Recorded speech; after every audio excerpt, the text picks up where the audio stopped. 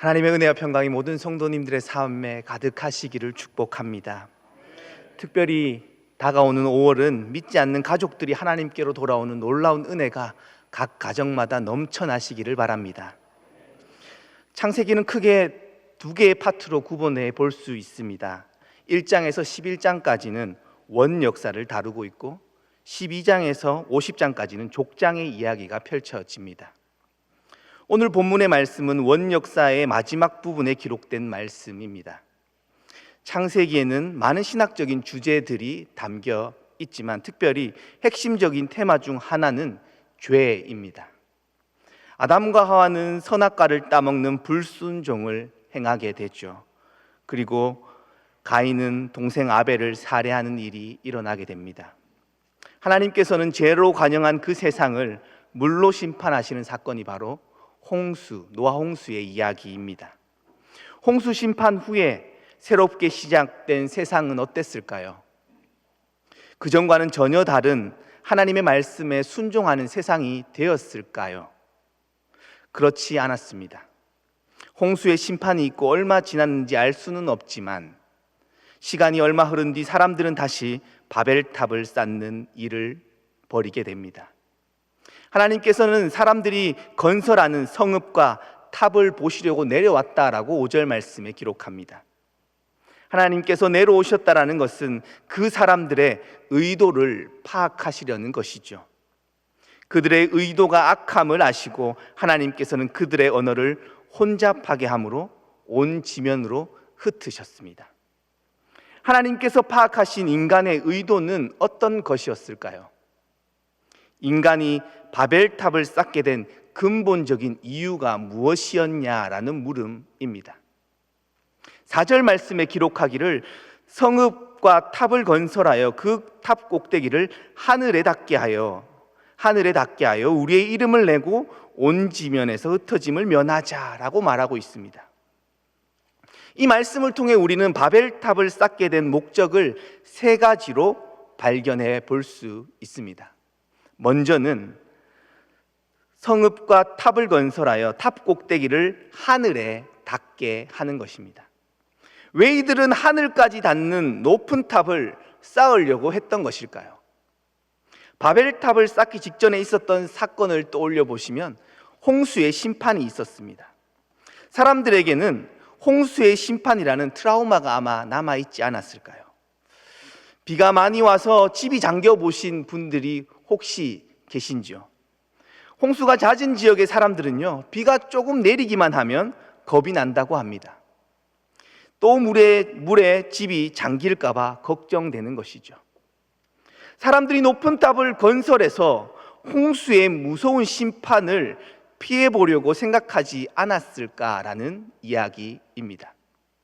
그러니까 결국 하늘에 닿는 탑을 건설하고자 했던 이유는 하나님과 맞서 보겠다라는 의미가 담겨 있었던 것이죠. 하나님의 심판에 대한 도전이었습니다. 다시 한번 생각해 보면 하나님은 홍수 이후에 노아에게 약속을 하나 주셨습니다.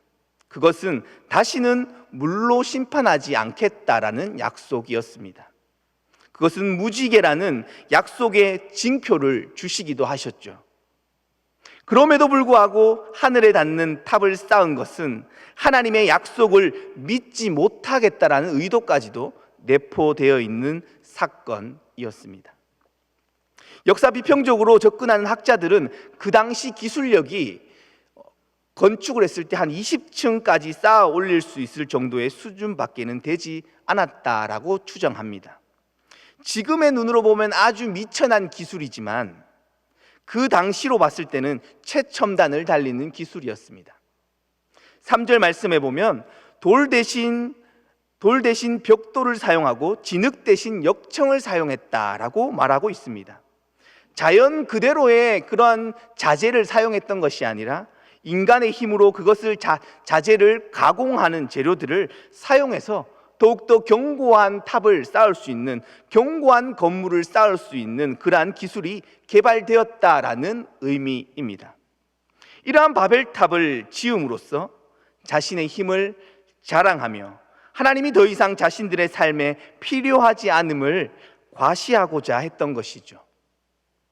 자신들의 힘으로 하늘에 닿는 탑을 쌓아서 하나님의 심판을 피할 뿐만 아니라 하나님이 없이도 잘 살아갈 수 있다라고 말하고 싶었던 것이 아닐까요? 확장해 보면 인간의 능력으로 이 세상을 살아가겠다라는 이야기입니다. 하나님의 뜻에 의지해서 살아가는 나약한 존재가 아니다라고 말하고 싶었던 것이죠. 현 시대는 하나님 없이 모든 것을 설명하려는 시대입니다. 인간의 능력과 자율성이 극대화된 시대이죠. 초월적인 하나님의 역사를 인정하지 않는 시대입니다. 탈종교화의 시대이며 빠른 세속화가 진행되고 있습니다. 역사의 주관자 되시는 하나님을 끊임없이 제거하려는 시도가 우리의 삶 속에서는 계속되고 있는 것이죠. 바벨탑을 쌓았던 이들의 마음과 맞닿아 있지 않나라는 생각을 해보게 됩니다. 오늘 우리도 하나님 없이 자신의 인생을 살아내는데 아무런 어려움이 없다라고 착각하며 살아가고 있지는 않는지 우리의 삶을 여며보게 됩니다. 실제로는 인간은 어떠한 존재일까요? 우리는 어떠한 존재일까요? 하나님의 은혜 없이는 단 하루도 살아갈 수 없는 존재들입니다. 창조의 때를 기억해 보시기를 바랍니다. 먼지와 티끌을 모아 하나님의 숨결을 불어넣음으로써 생명을 얻은 존재가 인간입니다. 바벨탑을 쌓은 것은 하나님의 은혜로 살아가야 하는 존재임을 망각하고 자신의 힘으로 살아가겠다는 인간의 어리석음을 드러낸 사건인 것이죠. 인간에 의해 쌓아 올려진 바벨탑은 하늘에 닿을 수 없음에도 불구하고 말이죠. 둘째로는 자신들의 이름을 내기 위함이었다라고 말하고 있습니다. 속담에 이런 속담이 있죠. 호랑이는 죽어서 가죽을 남기고 사람은 죽어서 이름을 남긴다. 대부분의 사람들은 자신의 이름을 남기기 위해서 살아갑니다. 유명해지기를 원하고 명성과 권력을 얻기를 원합니다. 사람들은 왜 자신의 이름을 내려고 하는 걸까요? 왜 사람들은 유명해지고 싶어 하는 걸까라는 질문입니다. 그 이름에는 자신의 존재가 담겨 있기 때문입니다. 성경 속의 인물들의 이름은 단순한 호칭이 아니라 그 존재의 본성과 특성을 잘 담고 있습니다. 그것은 하나님으로부터 부여받은 이름입니다. 아담은 사람이라는 의미이죠. 흙으로 빚어지고 하나님의 숨결이 불어넣어진 존재입니다. 그 이름 속에는 아무것도 아닌 티끌 같은 존재에게 하나님의 숨결이 들어가 생명을 부여받은 자라는 의미가 담겨 있는 것이죠. 곧 하나님의 자녀라는 뜻입니다. 인간의 이름과 의미를 부여하신 분은 하나님이시고 그 의미는 하나님이 우리의 주권자이심을 담고 있습니다. 하나님이 우리의 주인이시라는 것이죠. 그런데 오늘 본문 4절에 보면 우리의 이름을 내자라는 이 말은요, 우리의 이름을 내자라는 이 말은 히브리어로 직역해 본다면 우리에게 이름을 주자라는 의미로 해석됩니다. 우리가 우리에게 이름을 주자라는 것이죠. 이것을 풀어서 설명해 본다면 하나님으로부터 이름을 부여받아서 하나님의 주권 아래 있는 삶이 아니라 인간이 자신의 뜻대로 살아가겠다라는 그 의미가 내포되어 있는 것입니다. 결국 바벨탑을 짓는 것은 자신의 이름을 높이는 일이었고 그것은 바로 하나님을 다스림을 거부하는 사건이었다라는 의미입니다. 그리스도인, 하나님의 자녀들은 하나님의 이름을 높이는 자가 되어야 함을 기억해야 합니다. 믿음의 사람들은 언제나 하나님의 이름을 높였습니다. 대표적인 인물이 다윗이죠. 골리앗과 싸울 때 너는 칼과 창과 단창으로 내게 나아오거니와 나는 만군의 여호와의 이름, 내가 모욕하는 이스라엘의 군대의 이름으로 나아간다라고 말했던 인물이 바로 다윗입니다. 그 의미는 내 힘으로 살아가는 사람이 아니라 하나님께서 주시는 힘으로 살아간다라는 의미이며, 나의 가능성이 아니라 하나님의 인도하심을 따라 살아간다라는 말입니다. 많은 신앙인들이 큰 성취 후 하나님께 영광을 돌리는 모습을 우리의 삶의 현장에서도 참 많이 만나게 됩니다. 이러한 사람들에게는 겸손함과 용기 있는 모습이 함께 나타납니다. 왜 그럴까요? 주어진 모든 삶을 자신의 힘으로 감당하는 것이 아니기에 자랑할 것이 없습니다. 그렇기에 겸손합니다. 또한 하나님을 의지하는 삶이기에 용기 있게 담대하게 나아가게 되는 것이죠. 사도행전 마지막 구절에 보시면 바울이 하나님의 나라를 전파하는 모습을 담대하게 거침없이 가르쳤다라고 표현합니다. 이러한 용기와 담대함은 하나님의 다스림을 인정하고 신뢰하는 사람들에게 나타나는 모습입니다. 왜 바벨탑을 쌓았는지에 대한 그 질문의 마지막으로 흩어짐을 면하기 위함이었습니다. 흩어짐을 면하기 위함이었다라는 것이죠. 하나님께서는 노아의 홍수 이후 창세기 9장 7절 말씀에 보면 너희는 생육하고 번성하여 땅에 가득하여 그 중에서 번성하여라 라고 말씀하셨습니다. 창세기 초반에 말씀하셨던 그 말씀을 다시 이야기하셨던 것이죠. 하나님께서는 왜 이렇게 말씀하셨을까요? 이렇게 말씀하신 이유는 세상으로 흩어져서 그 하나님의 통치, 그 통치가 임하는 세상을 이 땅 가운데서 만들어 가라라는 의미였습니다. 하나님의 이름을 높이며 하나님의 영광을 돌리며 세상 속에서 살아가라는 이야기이죠. 그런데 사람들은 하나님의 이러한 명령을 무시하고 하나님의 의도와는 반대로 자신들의 이름을 낼 뿐만 아니라 더 이상 흩어짐이 없도록 하기 위해 바벨탑을 쌓았습니다. 사람들은 왜 흩어지는 것이 싫었을까요? 왜 그들은 흩어지기 싫었던 것일까요? 서로 익숙하고 친한 사람들과 함께 있는 것이 좋았기 때문은 아닐까요? 자기들끼리 똘똘 뭉쳐 연합하여 자신들이 원하는 대로 살기 위함이었던 것이죠. 교회 공동체는 단순히 친한 사람끼리 모여서 그들만의 공동체를 이루기 위함이 아님을 오늘 말씀을 통해서 깨닫게 됩니다. 성경의 역사를 볼 때 성경의 역사를 통해서 깨달을 수 있는 사실은 자기들끼리 뭉쳐 있었던 공동체는 언제나 하나님께서 흩으셨다라는 사실입니다. 예루살렘이 영원할 것만 같았지만 하나님은 바벨론을 도구로 사용하셔서 예루살렘 성을 무너뜨리셨습니다. 초대교회는 성령의 임재를 경험하고 큰 공동체를 이루었습니다. 그들은 예루살렘에 모여 있는 것이 얼마나 좋았을까요? 그러나 얼마 지나지 않아 박해로 인해 흩어집니다. 흩어진 초대교회는 역설적이게 들릴지 모르지만 그 흩어짐으로 말미암아 복음이 세계 곳곳으로 전파되게 됩니다. 교회는 단순히 모이기만 하는 것이 아니라 흩어져야 할 사명이 있습니다. 하나님은 교회를 통해 이 땅 가운데 하나님의 이름을 드러내시며 복음의 역사를 확장해 나아가기를 원하신다라는 의미이죠. 현 시대에도 여전히 이러한 일은 반복되고 있습니다. 교회 안에 다양한 모임들이 친분 위주로 구성되는 경우들이 있죠. 때로는 긍정적인 부분들도 있습니다.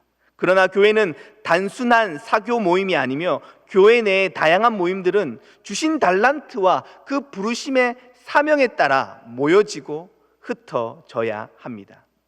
교회 안에서 이루어지는 소그룹들을 통해서 우리는 함께 성숙해 가는 과정을 거친 후에 다시 흩어짐으로 헌신하며 섬겨야 합니다. 흩어지지 않는 공동체는 언제나 자연스럽게 와해될 수밖에 없습니다. 봉사와 섬김의 자리도 동일합니다. 익숙하고 편한 자리가 아니라 하나님의 부르심의 자리로 우리는 세워져야 합니다. 이렇게 생각하시는 분들이 계실지도 모릅니다. 신약 성경에서는 너희가 서로 하나 되고 연합하라고 말씀하고 있는데 그것과 대치되는 것이 아닌가, 모순되는 것이 아닌가라는 생각입니다. 흩어짐과 하나됨이 공존할 수 있느냐라는 물음이죠. 성경에서는 끊임없이 하나됨을 강조하고 있습니다. 그 이유는 예수님을 머리로 하는 교회가 성령으로 하나님의 말씀을 기준으로 하나 되어야 한다라는 의미입니다. 하나님의 뜻에 순종하는 삶으로 하나 되는 교회 공동체는 언제나 각자의 삶의 현장으로 흩어져서 하나님의 영광을 위해 살아가게 되는 것이죠. 결국 하나됨과 연합은 자신들의 이익과 유익을 위한 것이 아니라 언제나 하나님의 말씀에 순종함으로 성령 안에서 하나님의 뜻을 위한 하나됨을 의미했습니다. 하나님을 떠난 연합은 역사 속에서 항상 비참한 방향으로 흘러갔습니다. 자신들의 공동체를 위한 폭력적이고 잔인한 일들을 자행했었죠. 대표적인 예가 제국주의적인 형태들로 나타났습니다. 강한 자는 약한 자들을 무자비하게 침탈하고 자신들의 배를 불리는 일만 행했던 것이죠. 히틀러의 나치 정권이 유대인들을 학살했듯이 하나님의 사랑이 상실된 연합은 다른 이들을 고통 속으로 밀어 넣었습니다. 하나님의 말씀으로 하나 되는 교회는 세상 속으로 흩어져 이웃을 섬기고 용납하고 사랑함으로 다시 하나 되는 모습으로 드러나게 될 것입니다. 바벨탑을 쌓은 이들은 흩어지지 않고 자신들의 힘을 과시하며 다른 이들을 고통 속으로 밀어넣는 일을 행했던 것이죠. 진시 황제가 만리장성을 쌓았는데 그 겉으로 보기에는 엄청난 이름은 유명하지만 그것을 짓기 위해 수많은 사람들이 희생되었고 고통당했다는 사실을 우린 역사를 통해 알고 있습니다. 하나님은 이러한 역사를 만들어 가려는 인간들의 언어를 혼잡하게 하심으로 바벨탑을 무너뜨리셨습니다. 하나님은 우리에게 계속해서 바벨탑을 쌓지 말라고 말씀하심에도 우리는 여전히 우리의 삶 속에서 각자만의 바벨탑을 쌓고 있지는 않으신지요? 바벨탑은 단순히 외형적인 건물만이 아니라 우리의 마음 속에 쌓는 성입니다. 하나님의 말씀의 기준이 아닌 자신의 생각과 판단으로 각자의 삶을 살아가는 것, 하나님에게 도전하며 자신의 이름을 드러내는 것, 자신을 위해 타인을 억압하는 방식의 모든 삶이 바벨탑을 쌓는 삶의 형태임을 우리는 기억해야 합니다. 우리는 모두 각자의 마음 안에 이러한 크고 작은 바벨탑을 쌓고 살아가는 존재들입니다. 앞서 언급했듯 현 시대는 무신성의 시대입니다. 인간의 능력을 강조하고 하나님의 섭리와 다스림 없이 인간의 힘으로 세상을 주관할 수 있다라고 말하는 시대입니다. 심지어 교회조차도 세상이 운영하는 방식대로 운영되고 있지는 않는지 성찰해 보아야 합니다. 정말로 하나님의 통치를 따르고 있는지, 아니면 인간적인 가능성과 방식으로 여전히 운영되고 있는지 돌아보아야 한다라는 의미이죠. 바벨이라는 언어적 의미를 살펴보면요, 바벨은 히브리어로 발랄인데요, 혼잡하게 하다라는 의미입니다. 그런데 이 바벨의 바벨론어의 의미를 보면요, 하늘의 문이라는 의미가 있습니다. 해석해보면 인간의 능력으로 하나님께 가는 문을 열겠다라는 의미가 담겨 있는 것이죠. 인간의 무한한 가능성 속에서 구원의 길을 열어보겠다라는 의미로 확장해 볼 수 있습니다. 인간의 근원적인 죄가 여기에서 출발됨을 우리는 깨닫게 됩니다. 이러한 바벨탑은 관계의 단절, 소통의 단절을 만들었습니다. 하나님과의 관계가 깨어질 뿐만 아니라 우리의 이웃과의 소통까지도 어렵게 만들었습니다. 우리 안에 미움과 다툼과 시기와 질투 같은 이기심의 성을 쌓았던 것이죠. 그 성은 타인과의 단절의 벽을 만들었습니다. 여기서 발견되는 하나의 사실은 하나님과의 막힌 담은 자연스럽게 이웃과의 담으로 이어진다는 것입니다. 하나님과의 사귐, 그 친밀함이 없는 사람은 이웃과도 그러한 관계를 맺지 못하는 것이죠. 역으로 하나님과의 관계가 회복된다면 이웃과의 관계도 함께 회복될 것입니다. 예수님께서는 이 땅에 오셔서 십자가를 지심으로 하나님과 인간의 그 막힌 담을 허무시고 하나님의 나라의 새로운 질서를 우리 안에 부여하셨습니다. 우리는 그로 인해 하나님께로 나아갈 수 있게 되었으며, 우리는 모두 예수님 안에서 사랑하며 하나 되는 공동체를 이룰 수 있게 되었습니다. 초대교회가 예수님의 승천 후 경험했던 성령의 임재, 그 성령의 임재는 그들의 언어를 하나 되게 하는 역사였습니다. 바벨탑 이후 하나 되지 못했던 그 언어가 통합되었던 사건이죠. 방언을 통한 그 하나됨의 경험은 가시적인 현상이었지만 그것은 곧 이웃과의 소통이 가능해졌음을 상징적으로 드러내주는 사건이었습니다. 예수 그리스도를 통한 우리 안에 있는 이기적인 자아의 성, 그 마음의 벽이 무너질 때 비로소 하나님의 나라의 새로운 질서가 우리의 삶으로 들어오게 되는 것이죠.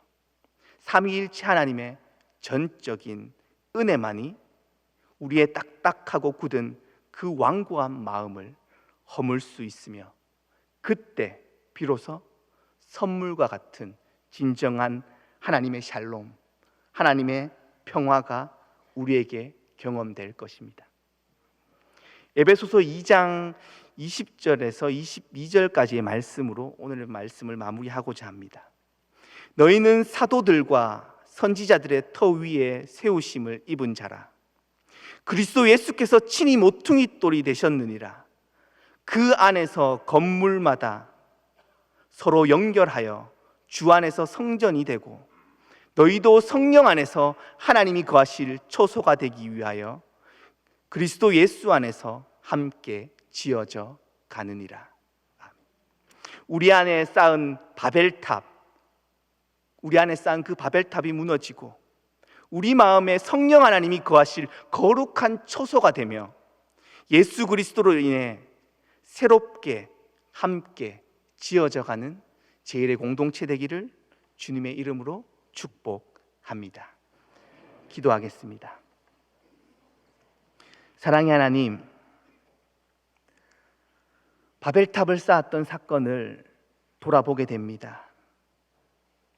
하늘에 닿기를 원했고 자신의 이름을 드러내기를 원했고 흩어짐을 면하기를 원했던 그들의 마음, 그 가장 근원적인 밑바닥에는 하나님을 맞서려는 그 인간의 죄성이 있었음을 발견하게 됩니다.